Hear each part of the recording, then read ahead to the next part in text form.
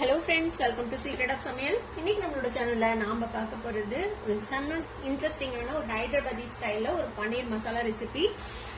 சப்பாத்தி, ரோட்டி, நான், ரைஸ் எல்லாத்துக்குமே சூப்பரான காம்பினேஷனா இருக்கும். சரி வாங்க டிலே பண்ணாம வீடியோக்குள்ள போலாம். இந்த செம்ம டேஸ்டியான ஹைதராபாதி பன்னீர் மசாலா எப்படி செய்யலாம்னு பார்க்கலாம்.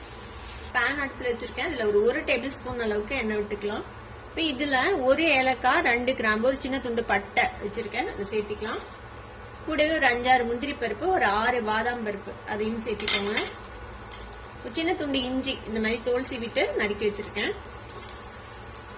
ஒரு 7-8 பல் பூண்டு, ஒரு பெரிய வெங்காயத்தை இந்த மாதிரி ரஃபா சாப் பண்ணி வச்சிருக்கேன், அதையும் சேர்த்திக்கலாம். இதை வந்துட்டு நம்ம வதக்கிக்கலாம்.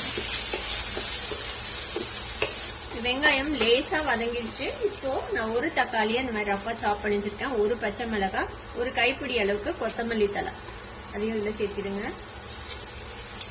இது இதோட சேர்த்தி வதக்கி விட்டுக்கலாம்.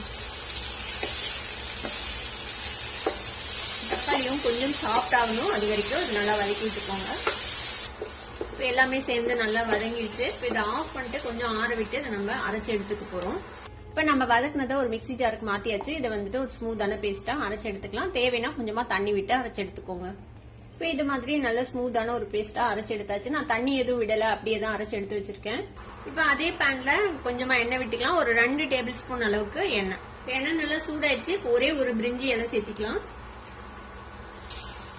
கூடவே நம்ம அரைச்சு வச்சிருக்கிற இந்த விழுது சேர்த்திக்கலாம்.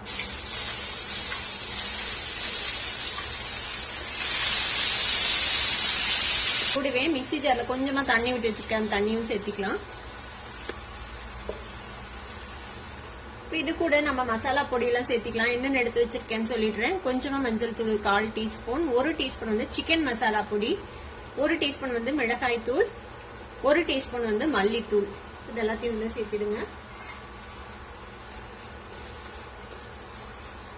2 டேபிள் ஸ்பூன் அளவுக்கு ஃப்ரெஷ் தயிர் இந்த மாதிரி நல்லா பீட் பண்ணி வச்சிருக்கேன், அதை வந்துட்டு சேர்த்திக்கலாம். தயிர் வந்து கண்டிப்பா புளிச்சிருக்க கூடாது. எல்லாத்தையும் சேர்த்து நல்லா மிக்ஸ் பண்ணி விட்டுலாம். இப்ப இதெல்லாம் நல்லா எண்ணெய் பிரிய வதங்கணும், அது வரைக்கும் மூடி போட்டு மூடி வச்சிடலாம். அப்பப்ப கிளறி விடுங்க. மீடியம் ஃபிளேம்ல வச்சுட்டு இது எப்படியே வேகட்டும். ஒரு 4-5 நிமிஷம் மீடியம் ஃபிளேம்ல வச்சு நம்ம வேக வச்சிருக்கோம். அந்த மசாலா எல்லாம் போட்டு ஓபன் பண்ணி பார்க்கலாம். பாத்தீங்கன்னா தெரியும், நல்லா எண்ணெய் பிரிஞ்சிச்சு. மசாலா எல்லாமே பச்சை வாசனை போயிடுச்சு. அந்த தயிர் எல்லாமும் நல்லா சுண்டிட்டு பாருங்க. இந்த ஸ்டேஜ்ல ஒரு 200 கிராம் அளவுக்கு பன்னீர் இந்த மாதிரி வெட்டி வச்சிருக்கேன் கியூப்ஸா, அதை வந்துட்டு சேர்த்திக்கலாம். கூட ஒரு 2 பச்சை மிளகாய் இந்த மாதிரி கீறி வச்சிருக்கேன், அதையும் சேர்த்திக்கோங்க. கொஞ்சமா கொத்தமல்லி தலை அதையும் சேர்த்திக்கலாம். இந்த கிரேவிக்கு தேவையான அளவுக்கு உப்பு சேர்த்திக்கலாம்.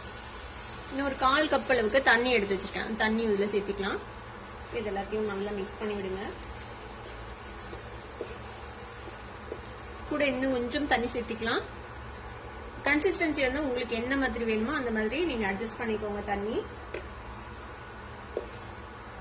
இப்போ இதை மூடி போட்டு ஒரு 2-3 நிமிஷம் மட்டும் நம்ம வேக வைக்க போறோம். பன்னீர் சேர்த்ததுக்கு அப்புறம் ரொம்ப நேரம் குக் பண்ணக்கூடாது. ரொம்ப குக் பண்ணா பன்னீர் வந்து ரப்பர் மாதிரி ஆயிடும். ஒரு ஜஸ்ட் ஒரு 2-3 மினிட்ஸ் நம்ம அதை மீடியம் ஃபிளேம்ல வச்சுட்டு வேக வச்சு ஆஃப் பண்ண வேண்டியதான். இப்போ இருக்கட்டும், இப்படியே ஒரு 2 நிமிஷம் வெயிட் பண்ணலாம்.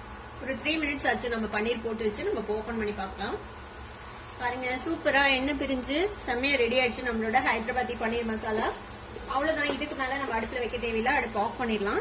இந்த ஈஸியான சிம்பிளான ஒரு பன்னீர் மசாலா ஹைதராபாதி ஸ்டைல்ல நம்ம செஞ்சோம். இதை நீங்களும் கண்டிப்பா ட்ரை பண்ணி பாருங்க. ட்ரை பண்ணி பார்த்து எப்படி இருந்தது அப்படின்னு கமெண்ட்ஸ்ல ஃபீட்பேக் கொடுங்க. வீடியோ உங்களுக்கு பிடிச்சிருந்தா சப்ஸ்கிரைப் பண்ணுங்க, பக்கத்துக்கு பெல் ஐகானை கிளிக் பண்ணுங்க. அப்பதான் என்னோட ஃபியூச்சர் நோட்டிபிகேஷன் உங்களுக்கு உடனே வந்து சேரும். லைக் பண்ணுங்க, ஷேர் பண்ணுங்க. தேங்க்யூ ஃபார் வாட்சிங் this video viewers. Bye bye.